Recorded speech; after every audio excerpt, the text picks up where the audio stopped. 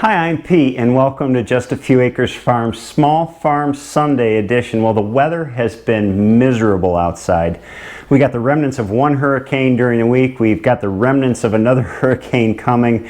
It's just so wet. We've been able to do very little outside. So I'm going to spend some time inside with you today talking about something that comes up probably more than anything else on this channel. Many people choose small farming like ours, direct to consumer and all that stuff, as a second life after their first career.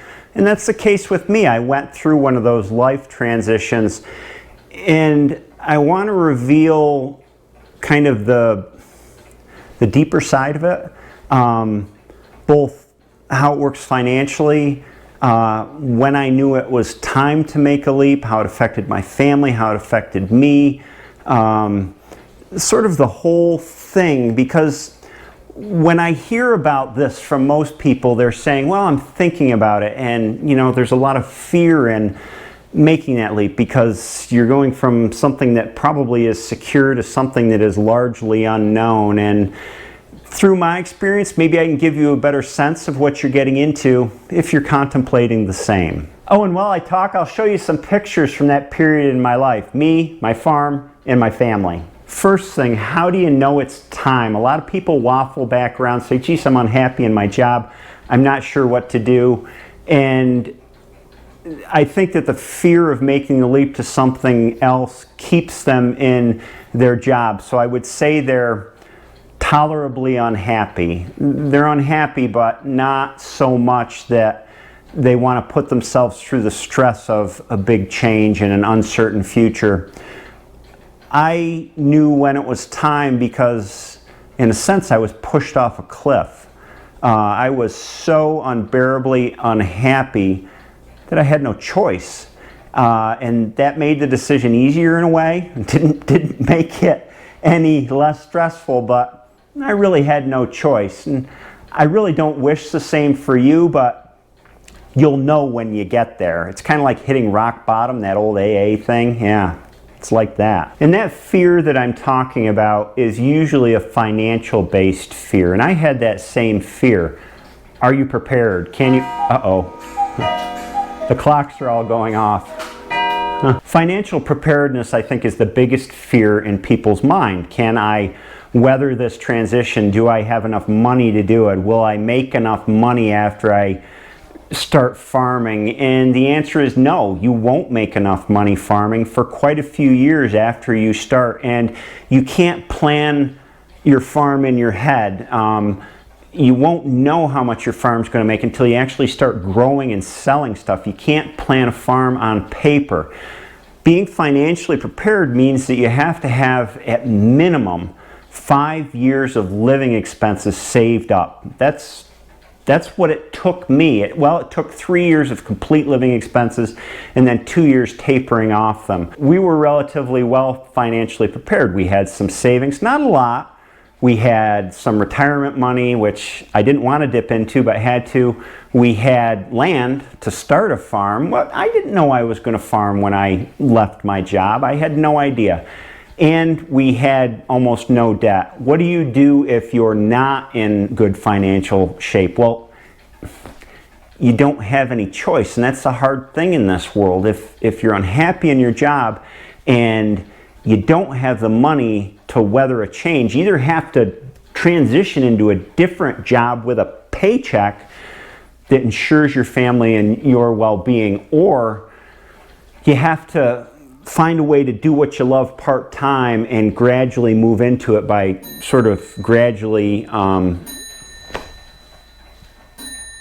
you have to gradually come out of your old job and into your new life. So that's, you know, tapering down one while you're tapering up another from job to farm. That's the only way I see to do it. And I feel really fortunate and lucky to be in the position we were in, but it didn't come without decades worth of hard work and saving. And one hard thing for people is that is difficult compared to what our culture is telling us now. And it's telling us if you want something, just get it, right? You don't have to wait for it.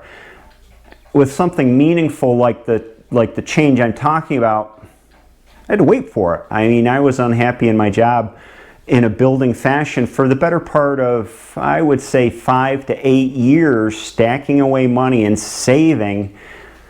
You have to do that. It's not like ordering something from Amazon with instant gratification. You have to work toward it. But here, this is the biggest impact that I didn't see coming, and I suspect a lot of people that talk to me about making a big change like this don't see coming.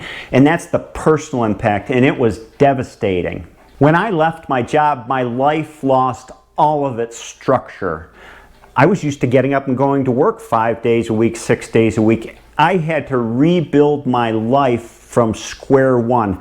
And unless you're a disciplined person, you can get lost in the weeds really easily. So when I first left my job and I didn't know I was going to farm yet, it felt like an extended vacation. And you know what's like on vacation? You sleep in, you watch TV late at night, and if you're not going someplace, you just kind of kick around during the day. And you have to be careful because you can get lost in that. You can get lost in that lack of somebody imposing a structure on your life. You have to come up with your own structure. I think I was fortunate in this respect because I'm not one to sit around. So probably a couple days after I left work, actually, I started applying a new structure to my days. I found projects. I remember I was working on clocks. I was buying lots of clocks and rebuilding them and refurbishing them. I was experimenting with new wine recipes. I spent a lot of time making different kinds of wine. And eventually this led to learning more about farming and becoming more interested in farming. There's two other personal impacts. Number one, I felt I had failed. So here I was, classic overachiever, type A personality, worked my butt off at my old job, achieved success shortly after leaving college. Within 7 years I was made a partner. Worked and worked and worked and worked, hit this cliff and felt like I had failed in some way, that I couldn't rise to the challenge. And that's a tough feeling to get rid of because you spend so many years kind of working up the ladder and building up who you are, which will bring me to my next point, but building up who you are, and then all of that suddenly comes toppling down because you've ended that long climb. So my example is I'd become an expert in a particular subset of the field I was working in. I was an expert in green and sustainable design, kind of the philosophy of design behind it. And I left all that I had built to start from the basement of a new endeavor and had no recognition, no expertise, no respect, nothing in that. And losing that sense of self can't be underestimated. These things, to me, are as big as any financial criteria for making that leap, and they're the ones we're usually least equipped to deal with.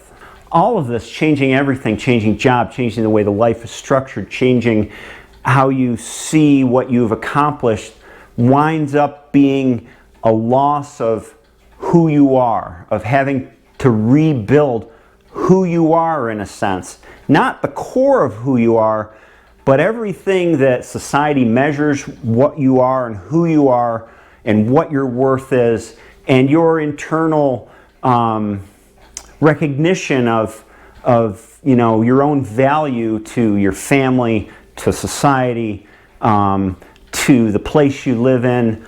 That is huge. That is giant. I can't express this enough, how important it is. Working outward from yourself, the next thing to think of is the impact on your family. I had 3 young kids in Hillary, and if I didn't have a strong marriage with Hillary, I wouldn't have survived. It's as simple as that.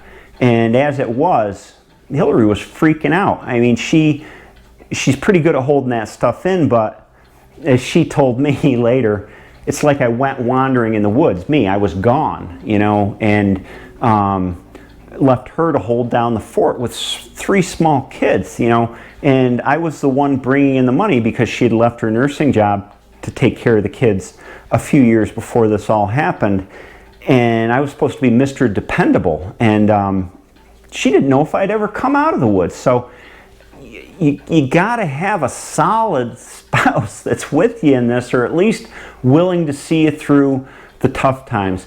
Now, next, the impact on kids. As I said, our kids were really young, and we tried to protect them from all this that was going on, and sort of act like it was just, another day.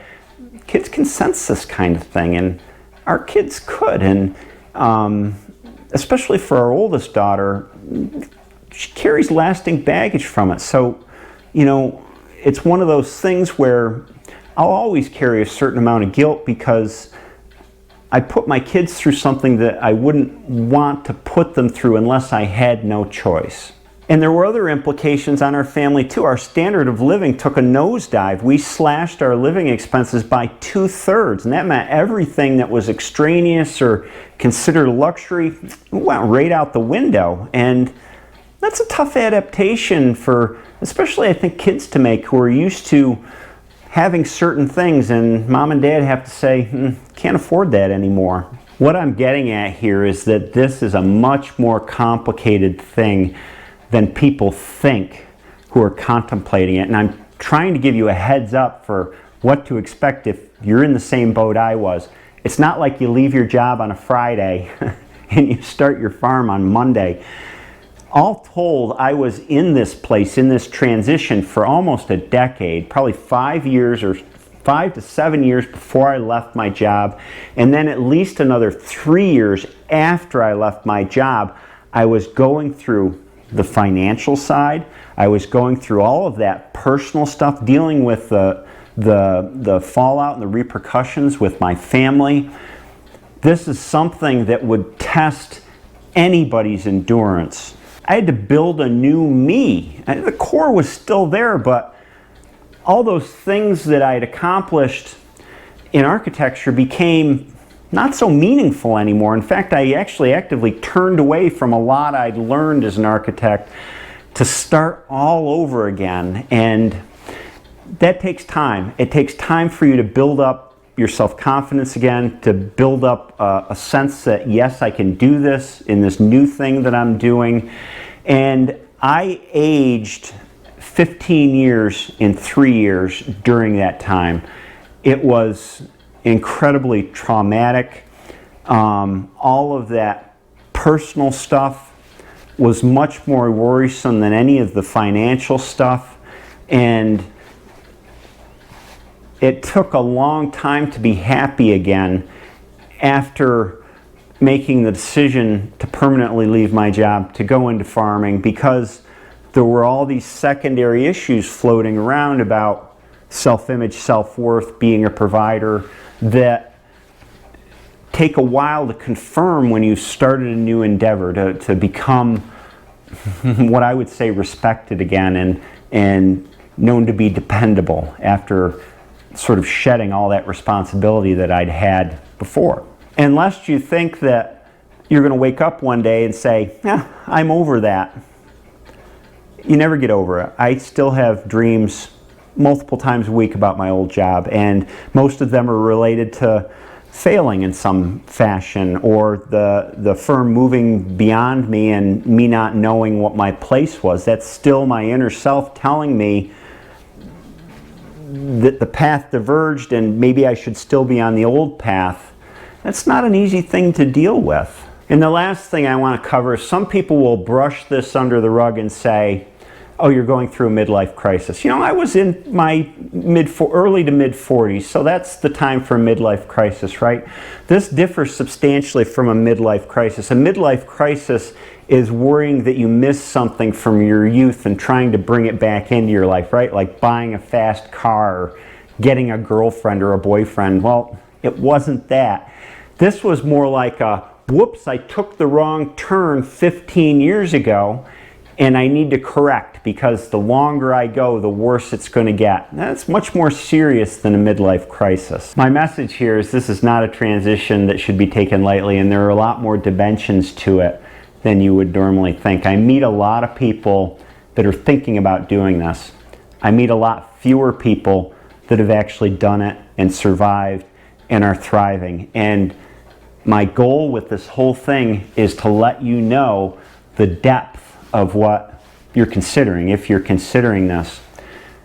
There's a lot more to it than just the financial concerns. I did it because I had no other choice in the end. If you have a choice, do it differently.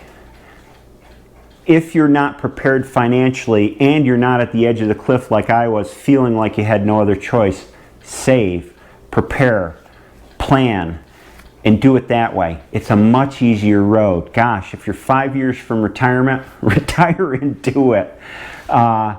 It's not a journey I would wish on anybody, and I don't know how to make it easier if it's an imperative in your life. If you've got to make the change now, you're going to have a hard time. You're going to need family and other support. If you can wait, if you can do it part-time, the farm or whatever you want to do that. Start to blend some of the good into the life that you're not completely happy with right now. When I do a video, there's always a summary piece. So just like I learned in 7th grade English, introduction, body, summary. There is no summary to this. This is life. It's a continuing road.